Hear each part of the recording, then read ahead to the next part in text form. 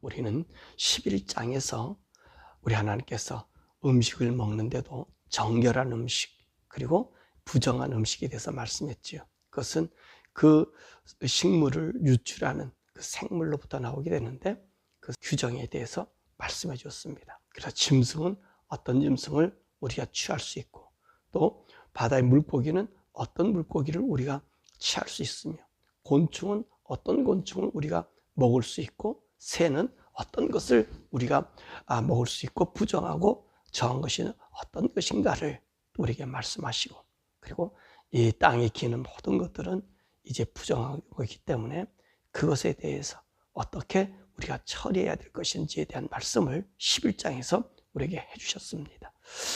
오늘은 이 12장의 말씀은 여인이 출산했을 때에 어떻게 해야 할 것인가에 대하여 말씀해 주고 계십니다. 여인이 아이를 낳을 때요, 여자가 산혈하게 되잖아요. 피를 흘리게 되잖아요. 그럴 때 우리 하나님은 이 여자가 산혈하는 것은 여인이 월경하였을 때처럼 부정하다라고 말씀하고 계십니다. 이 월경하는 것은 피를 흘렸기 때문에 부정하다고 얘기합니다. 그리고 또 하나님께서 이 말씀에 오면 월경이 부정한 것은 생명의 근원을 보였다는 것입니다. 피가 우리 생명의 근원이잖아요. 그렇기 때문에 하나님은 이 피에 대해서 심도 있게 우리들에게 말씀해 주고 계십니다. 사실 피는요, 이 생명의 근원이면서 그 생명체가 가지는 고유의 존재 가치이기도 합니다. 그래서 피는요, 서로 같은 종 외에는 나눌 수가 없어요. 그러니까 우리 인간 외에는 인간의 피를 나눌 수가 없잖아요. 아무리 원숭이 피가 좋다 해도 인간에게 수혈될 수가 없지요. 다른 피를 가지고 인간과 교합시키고 인간에게 준다 하면 그 인간은 죽을 수밖에 없고 다른 종도 살 수 없는 것입니다. 그러므로 이 피는 서로 다른 종이 나누어 가질 수 없는 그 종만이 가지는 그런 것이지요. 그러므로 하나님은 이 피 흘리는 것을 부정하게 본 것입니다. 사실 우리는 이 피에 대한 첫 기사를 우리가 어디서 볼 수 있지요? 바로 가인과 아벨에서 첫 번째로 우리가 거론된 것을 보게 됩니다. 가인이 자기 동생 아울을 죽였을 때에 하나님은 그 가인에게 뭐라 말씀하시죠?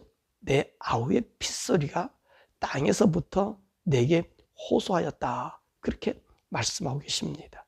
그래서 이 피 흘린 그 아벨의 피로 인해서 이 땅, 가인이 거하는 이 땅은 저주를 받게 되었다는 것이지요. 그래서 땅이 내게 효력을 내지 못하고 너를 유리한 자가 되게 할 것이다. 그렇게 말씀하십니다. 그러자 이 가인은 하나님께 뭐라고 이야기합니까? 하나님, 내 죄가 너무나도 큽니다. 그러면서 자기 죄에 대한 고백을 하니까 하나님께서 이제 가인에게 표를 주어서 그를 속죄한 것을 볼 수 있는 것이지요. 그러므로 이 피는 곧 생명이요, 그 피를 흘리게 한 사람은 땅으로부터 저주를 받을 것임을 하나님으로부터 보여준 것입니다. 그러므로 이 저주받는 이 피 흘림, 피를 낸 그것은 사죄의 표를 받아야 한다는 것입니다. 그래서 이 피를 흘리는 사람, 이 성경에 보면 유출병 환자들, 또 월경하는 자들을 부정하다 그랬어요. 그래서 이 유출병에 걸린 자들은 속죄 제사를 드려서 용서받았습니다. 물론 월경한 사람들은 어떡하죠? 매달마다 속죄제 드렸나요? 그건 아니잖아요. 정결케 한 의식을 항상 그가 가져야 되지요. 그리고 자기가 앉은 자리라든가 누워있는 그 자리에 사람들이 오지 못하게 만든 것입니다. 그러므로 피가 흘렸다는 자체는 불결하게 만들었고 더럽게 했기 때문에 이 피 흘리는 어떤 것도 우리 하나님 앞에서는 부정하게 보고 더럽게 본 것입니다. 그래서 오늘도 여기도 마찬가지. 여인이 아이를 낳았을 때 피 흘림 없이는 이 아이가 이 세상에 태어날 수가 없잖아요. 그럼에도 우리 하나님께서 이 여인이 피를 흘렸기 때문에 생명의 근원을 보였기 때문에 규례로 정하여 정결 의식을 갖게 한 것입니다. 자, 이 여인이 아이를 낳았습니다. 자, 아들을 낳았을 때는 얼마 동안 부정하느냐? 7일 동안 부정하고 8일째 되는 날에는 이 아이는 하나님 앞에 할례를 행하게 합니다. 그리고 이 아이와 산모가 정결케 되는 것은 33일이 지나야 사녀리 깨끗해진다라고 말씀하십니다. 그러니까 아들을 낳았을 때 40일 동안은 어떻습니까? 이 여인은 부정한 상태에 있게 되는 것이지요. 그래 그 기간이 지나면 하나님 말은 사녀리 깨끗해졌다라고 이야기합니다. 자, 그럼 여자아이를 낳았을 때는 얼마 동안 부정하다 그랬습니까? 2일에 동안 부정하다 그랬어요. 그리고 66일을 지나야 사녀리 깨끗해진다라고 말합니다. 그러니까 총 여자아이는 얼마 정도 있어야 되는 거죠? 80일 동안은 이 여인은 부정하다라고 하는 사실인 것입니다. 그래서 월경을 할 때처럼 항상 이 80일 동안은 어느 누구든지 그 여인이 앉았던 자리라든지 또는 그 여인이 누웠다든지 이런 것은 어떤 부정하기 때문에 거기에 가면 안 되는 것입니다. 그러면 이 기간 동안에 남자 아이 7일 또 여자 14일 동안 이 산모가 해야 될 것은 뭐죠? 레위기 15장 19절에서 20절 보니까 조금 전에 얘기했지만 월경하였었던 것처럼 그런 부정한 것이 되기 때문에 누구도 그 여인을 만져서도 안 되고 또 만지는 자들은 이제 저녁 때까지 부정하기 때문에 온몸을 씻어야 함을 이야기합니다. 또한 이 기간 동안에는요, 이 여인은요, 성물을 만지지도 못하고 성소에 들어가지도 못합니다. 그러니까 하나님 앞에 예배하고 경배하는 그것도 어떻게 합니까?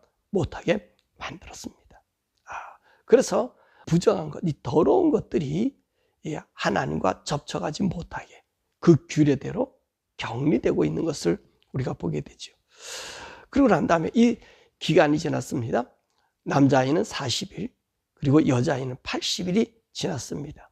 그러면 이 기간이 지나면 내가 부정했잖아요. 부정한 기간, 부정한 상태로 살았잖아요. 그래서 아내가 사녀리 깨끗해지고 부정한 기간이 지났으니까 내가 활동해도 되겠다. 바로 활동하는 것이 아니라 반드시 이 아이를 낳고 난 다음에 자기 부정한 모든 것이 이제 속죄받는 그 제사의 규례를 우리 하나님께 주셨습니다. 그래서 이 사녀리 깨끗해지는 남자의 40일, 여자의 80일에는 번제로 1년 된 어린 양을 이제 드리고 속죄 재료는 집비둘기나 산비둘기 중에 하나를 하나님 앞에 속죄제로 드리게 되는 것입니다. 근데 우리 하나님께서 말씀하시기를 다 1년 된 어린 양을 드릴 수는 없잖아요. 가난해서 드릴 수가 없잖아요. 그럴 때는 어떻게 합니까? 집비둘기나 산비둘기 2마리를 가져서 하나는 번제로, 다른 하나는 속죄제로 드리는 것을 우리에게 보여줍니다. 그러면 이 여인이 이 아이와 함께 이제 제사장이 가면 제사장은 이것을 하나님 앞에 드려서 모두를 속죄하게 만들죠. 왜 어린아이도 왜 가야 되죠? 어린아이도 왜 함께 참석해야 됩니까? 이 부정한 어머니, 그 어머니 품에서 젖을 먹고 자랐기 때문에 바로 그 부정을 씻는 의식을 함께 하는 것입니다. 이 말씀에서 우리에게 무엇을 교훈해 주시려고 하는 것입니까? 사실 아이를 낳는다는 것은 경사스러움인데 왜 하나님께서는 굳이 정교법을 두셨냐는 것입니다. 오히려 이 아이를 낳으면요, 모든 사람이 기뻐해야 할 이 화목제를 드리는 것이 더 합당하지 않겠습니까? 그렇잖아요. 근데 또 하나님은 아니, 번제와 속죄제를 드리라 그래. 아니, 경사스러움인데 번제 모든 것을 태워야 되고 그리고 우리 죄를 속죄해야 된다는 것입니다. 왜 하나님께서 오히려 화목제가 아닌 이 번제와 속죄제를 두셨을까?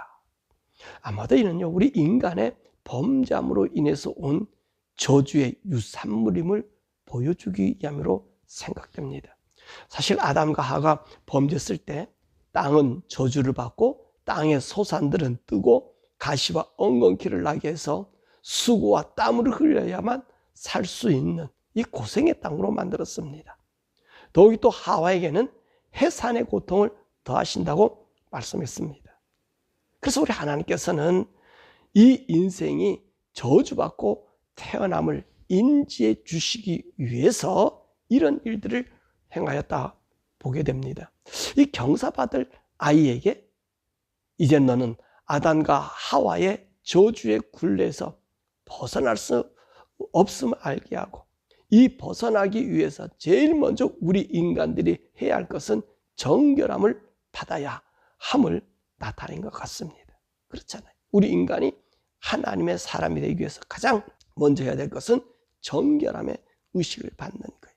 이것이 중요하다는 것입니다. 자, 이 모습을요, 사실 우리 예수님에게 잘 나타나고 있습니다. 정결의식을 할 때 아이와 함께 있다. 이것은 우리 성경에 기록된 것은 우리 예수님이잖아요. 예수님이요, 이 마리아가 이제 마구간에서 아이를 낳고 난 다음에 정결의식을 할 때에 예수님도 함께 올라간 것을 우리가 보게 됩니다. 이때요, 예수님과 마리아하고 함께 성전에 정결의식을 드리러 갈 때에 그 성전의 시므온과 안나로부터 증거를 받게 되잖아요. 이 아이에 대해서 증거하고 이 아이를 앞으로 해야 될 일에 대한 이야기, 우리 주 그리스도라고 하는 이 사실을 보게 된 것을 우리가 성경에서 알게 되는 것입니다. 그래서 우리 예수님께서 이 정결의식을 하면서 시몬과 안나를 통해서 나타난 것이 뭡니까? 우리 인생의 죄를 뒤집어 씌우고 이제 죽게 되는 그 증거를 받게 되는 거지요. 그러니까 우리 인생은요, 죄를 뒤집어 쓰고 이 땅에 태어나나 하나님께 번제와 속죄제를 드림으로써 우리가 깨끗해짐을 교훈하기 위해서 이 산후 정결 의식을 주신 것으로 보게 되는 것입니다. 그러므로 우리 인간은요, 항상 어떤 삶을 살아야 돼요? 죄가 나를 이렇게 붙잡고 있음을 알고 날마다 주님과 동행하고 또 주님과 함께 우리가 걸어가면서 나 인생의 죄와 허물이 나타날 때마다 날마다 번제와 속죄제를 드려야 되는 것을 우리에게 보여주고 있어요. 그래서 우리 인생은요, 항상 하나님을 등지면 죄가 나를 사로잡는다는 것을 알아야 되는 거예요. 주님을 떠나는 순간, 주님의 간섭에서 벗어나는 순간, 사실 나는요, 악과 함께 동거하며 그의 삶을 살고 있다는 것을 볼 수 있어요. 그건 내가 원든 원치 않든 간에 죄는 나를 사로잡고 있다는 말씀입니다. 그렇기 때문에 우리는 어떻게 해야 되죠? 하나님께 나아가야 돼요. 우리 어린아이들이요, 무슨 죄가 있어요? 그렇잖아요. 태어났는데 어떻게 내가 죄가 있는지 그걸 알 수가 없잖아요. 그렇지만 어떻습니까? 오늘도 피는 그 근원, 생명의 근원이라고 그랬잖아요. 그 근원이 유출돼 보여줬다는, 나타났다는 거예요. 그러니까 우리 근원적으로 우리 죄가 우리에게 굴려 쌓여있기 때문에 죄는 우리를 항상 떠나질 않는 거예요. 우리를 짓누르고 있는 거예요. 그러니까 죄 속에서 내가 태어났다라고 하는 그 말도 이 말씀과 유관되는 거예요. 경사받아야 할 아이가 이 죄의 속성이 우리 속에 있기 때문에 죄는 항상 우리를 짓누르지. 그렇기 때문에 우리는 어떤 삶을 살아야 돼요? 하나님과 동행하며 십자가 앞으로 날마다 나가야 되는 것입니다. 그래서 우리 죄를 주님께 고백하고 날마다 우리는 속죄와 번제를 하나님께 드려야 된다는 것입니다. 왜 그러죠? 우리가 그분 안에 있기 위해서입니다. 우리가 어제 시간에도 우리가 말씀드렸습니다만은 하나님께서요, 우리 인생들에게 모든 생물을 다 주시면서 거룩한 것과 부정한 것을 말씀하셨잖아요. 그러면서 뭐라 말씀하십니까? 나도 거룩하니까 너희도 거룩하라. 이 먹는 것에서부터 우리 하나님께서는 거룩함을 이야기했어요. 왜 그럴까요? 먹는 게 아무거나 먹고 건강하게 잘 살면 되잖아요. 근데 우리 하나님께서 그 먹는 것 자체도 거룩함, 깨끗함을 요구했다는 말씀입니다. 그것은 우리에게 무엇을 말해요? 우리 인생은요, 태어날 때서부터 오늘도 이 말씀 보니까 그 피의 근원, 그 피의 근원을 뚫고 이 아이가 나오는 것처럼 그렇게 되면 뭐가 되는 거예요? 부정하게 되잖아요. 부정한 이 죄를 뒤집어 쓰고 난 인생이기 때문에 우리 인생은 항상 우리 주님 앞에 거룩함을 유지하라는 말씀이죠. 그래서 오늘 하나님께서 말씀하시는 것이 무엇입니까? 하나님께서 우리에게 말씀하시는 것이 나도 거룩하니 너도 거룩하라. 그러니까 죄 쌓인 우리는 항상 주님과 함께 동행해야 된다는 것입니다. 그래서 하나님께서는요, 이것을 우리에게 보여주는 거예요. 오늘 너희가 아무런 죄 없이 태어난다 해도 이미도 너는 누구의? 그 여자의 유출한 이 피를 뒤집어 쓰고 이 땅에 태어나기 때문에 죄가 우리에게 묻혀져 있다는 거예요. 죄가 우리와 함께 지내고 있다는 거예요. 죄의 굴레에서 벗어날 수 없다는 거예요. 그렇기 때문에 너희들은 어떤 삶을 살아라?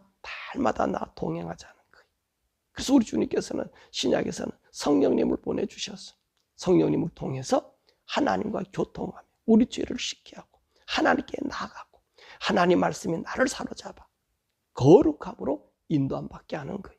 그래서 죄는 우리를 항상 덮고 있지만 우리는 주님과 함께 걸어가고 성령님 인도함 받아 걸어갈 때에 죄가 나를 주장하는 것이 아니라 죄가 내게 들어와도 내가 그것을 번제와 속죄제로 항상 주님께 아랠 수 있는 그런 복을 얻게 된다는 말씀입니다. 그래서 성령님과 온전히 동행해야 함을 우리에게 말씀해 주고 있는 것이지요. 그래서 이 여인의 산후정결법은 우리 인생들에게 보여주는 건 뭐라고요? 아무리 우리 어린아이들이 죄 없이 태어난다 할지라도 죄의 근원이 부정의 근원을 우리가 쓰고 태어났기 때문에 너희들은 항상 하나님 앞에 정결의식, 번제와 그리고 속죄제의 삶을 살라고 우리에게 보여주는 것입니다. 그리고 산문 항상 성결의식을 통해서 자기의 깨끗함을 하나님 앞에 날 드려짐으로 하나님의 온전하심이 그 삶을 주장하는 것을 이야기합니다. 아이를 낳는 것은 하나님이 정한 법 아니에요. 그럼에도 불구하고 아이를 낳을 때 그 피의 근원, 생명의 근원을 보였기 때문에 이 여인도 또한 속죄해야 된다는 거예요.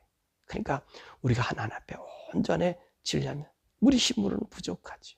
그래서 예수를 의지하고 십자가 옆에 나가고 성령님을 의지하고 성령님의 인도함 받아서 우리 온 영과 혼과 육이 정말로 주님 안에 있는 사람, 그런 복된 사람 되기를 원하셔서 이 산후정결법을 우리에게 주신 줄 믿습니다. 이 말씀을 볼 때마다 나도 모르게 죄가 나를 덮고 있으니 이 죄에 빠지지 않도록 우리가 힘써 경계에 다하여 하나님의 의로운 자, 하나님의 거룩한 성품에 참여하는 우리들이 하나님의 거룩한 성품을 유지하는 저와 여러분 되기를 주님의 이름으로 축원합니다. 오늘 우리가 이 산후정결법에 대해서 우리가 말씀을 배웠습니다. 그렇습니다. 우리 인생은요, 아무리 내가 깨끗해 할라 해도 죄가, 더러움이 우리에게 씌워져 있어요. 그런데 하나님, 오늘도 이 번제와 속죄제를 통해서 이제 씻음 받았던 것처럼 우리가 날마다 주님 앞에, 순간마다 주님 앞에 나가서 주님께 고백하면 우리 하나님 우리를 정결케 해줘요. 예전처럼 회복시켜줘요. 하나님, 내가 살아가는 동안에 죄의 굴레가 나에게 오지만 성령님 나로 알게 해주셔서 나로 하여금 거룩한 삶 살 수 있는 주님의 거룩한 성품에 참여하는 하나님의 아들다운 삶이 이어질 수 있게 해달라고, 죄에서 벗어난 의의 사람 되게 해달라고 우리 주여 부르짖게 기도합니다.